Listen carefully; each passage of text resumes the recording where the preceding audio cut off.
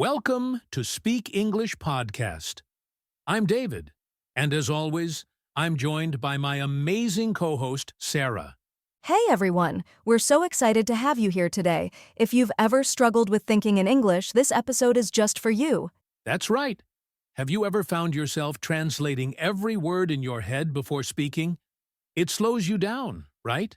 Exactly. Many English learners face this problem. They think in their native language first and then try to translate into English, but by the time they're ready to speak, the moment has already passed. But don't worry. Today, we're going to show you how to train your brain to think directly in English, just like a native speaker. And trust me, once you start thinking in English, everything becomes easier. Speaking, listening, even writing. So if you've ever wondered how to stop translating and start thinking in English naturally, stay with us because we've got some powerful techniques to share. Let's dive in. Sarah, let's start with the big question. Why is thinking in English so important for learners? Great question, David. The truth is, if you always think in your native language first and then translate, you'll never be able to speak fluently. Exactly. It creates a delay, right? Your brain is working twice as hard. First forming a sentence in your native language, then trying to find the right English words. And sometimes, the translation doesn't even make sense. Oh, absolutely. Like if someone translates I am cold word for word from another language, they might say, I have cold, which sounds unnatural in English. Right. That's why thinking in English helps so much. It trains your brain to form sentences the way native speakers do, without getting stuck on translation. And let's talk about confidence. When you start thinking in English, you feel more confident because words come to you faster. Yes, no more long pauses to translate in your head. You'll respond naturally and smoothly. Another big reason, thinking in English improves your listening skills. If you think in English, your brain processes English conversations faster, so you understand people better. That's so true, and not just in conversations.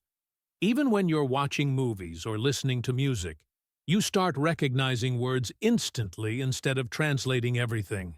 And let's not forget, thinking in English also helps with pronunciation. Good point. When you think in English, you start hearing the sounds in your head the way native speakers say them, which helps with speaking clearly.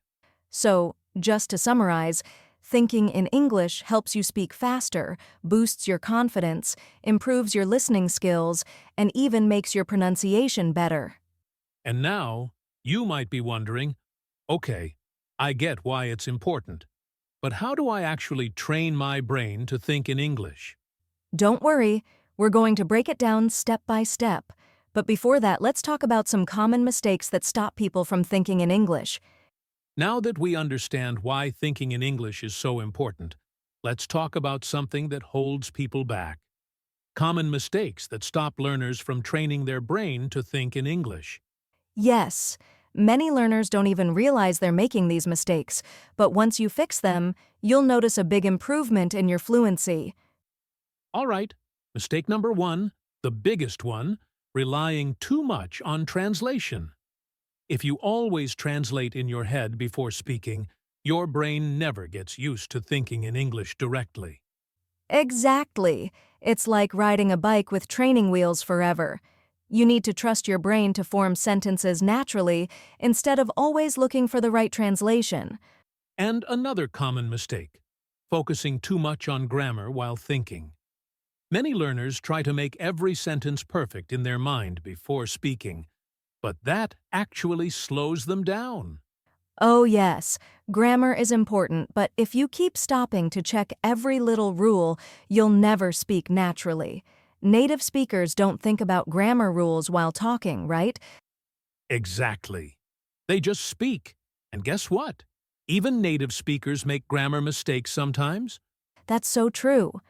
Okay, mistake number 3. Fear of making mistakes. Some people are so afraid of saying something wrong that they stop themselves from thinking or speaking in English at all. Right. But making mistakes is how we learn. The more you practice thinking in English, the better you'll get. Don't be afraid to sound imperfect. Fluency comes with practice, not perfection. Absolutely. And another mistake that blocks thinking in English, not surrounding yourself with English. If your daily life is full of your native language, your brain will naturally default to that language instead of English. Great point. If you only use English in a classroom or for studying, but not in daily life, your brain won't switch to English naturally. And that's why immersion is so important. Things like listening to English music, watching English videos, and reading in English help so much. Exactly. Okay, let's quickly recap. The biggest mistakes that stop you from thinking in English are 1. Relying too much on translation. 2. Overthinking grammar while forming sentences. 3. Fear of making mistakes. And 4. Not surrounding yourself with enough English. If you're making any of these mistakes, don't worry. The good news is, we're going to show you how to fix them. Yes.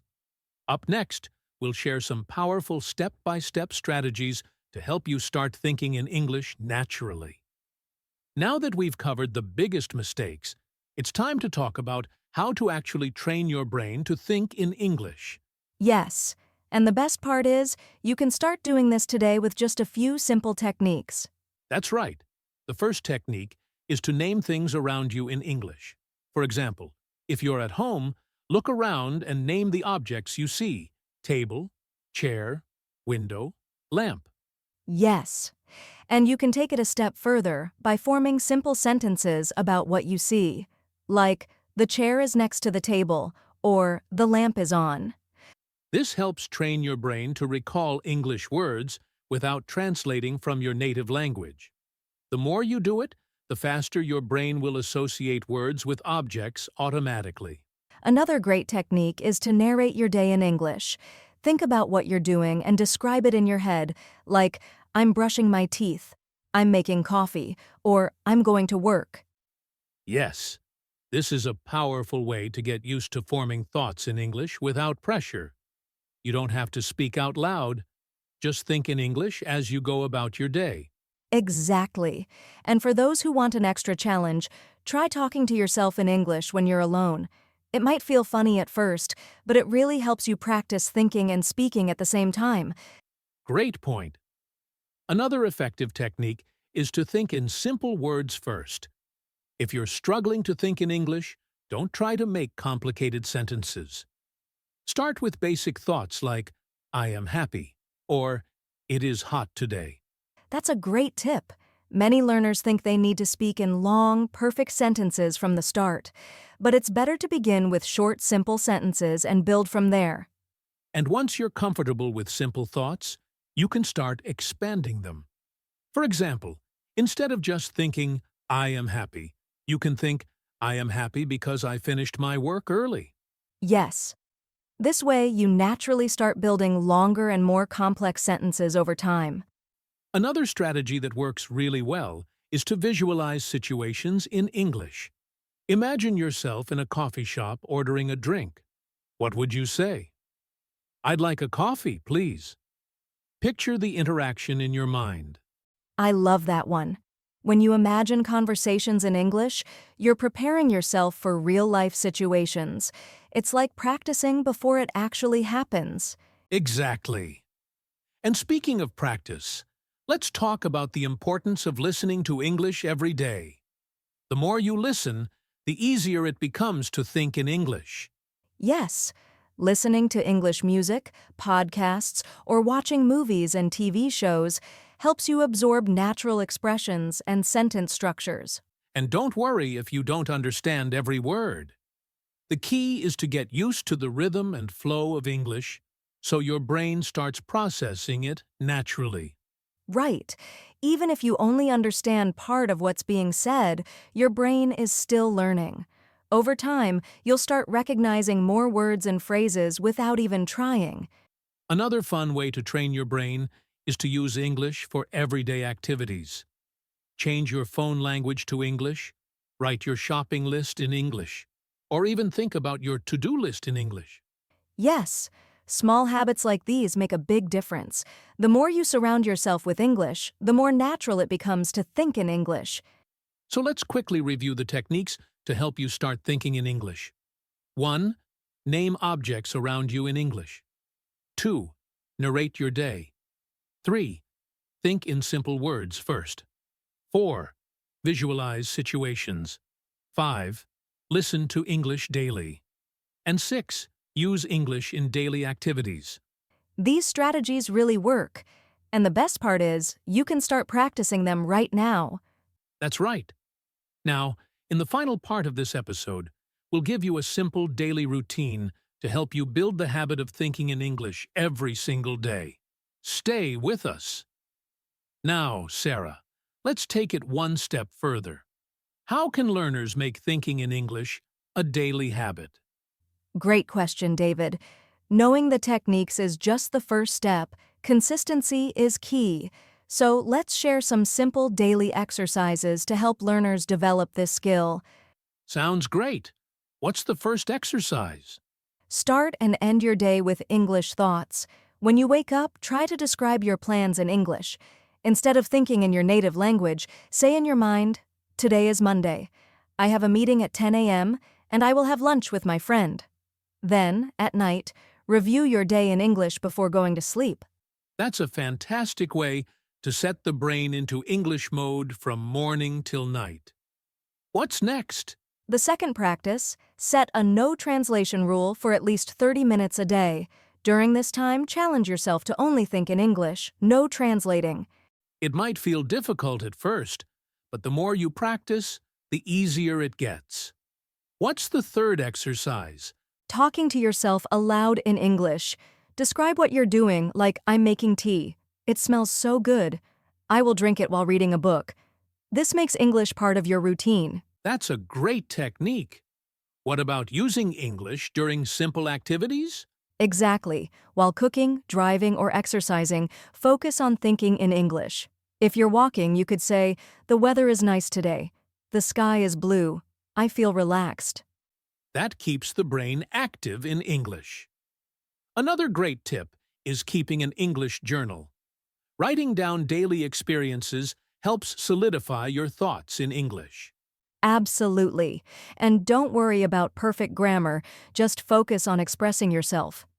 Let's quickly recap these daily exercises. Start and end your day with English thoughts. Set a no translation rule for 30 minutes. Talk to yourself aloud. Use English during activities. And keep an English journal. If you do these exercises consistently, thinking in English will become natural over time. That's right. But let's be honest. Learners will face challenges along the way. Definitely.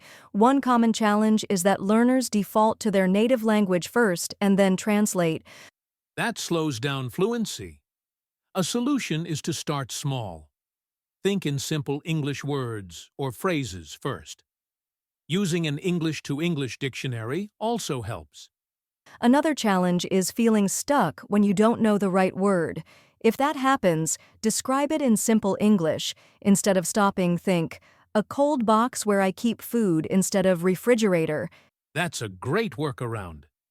Many learners also feel like they aren't making progress, which can be discouraging. Exactly. But progress is slow and gradual. Keeping a journal, recording your voice, or even talking to yourself in the mirror helps track improvement. The key is patience and persistence. Thinking in English is a skill. It takes time, but with practice, it becomes second nature. Absolutely. So, to our listeners, what's the first tip from today's episode that you'll try? Let us know in the comments. And if you found this episode helpful, don't forget to like, share, and subscribe for more English learning tips.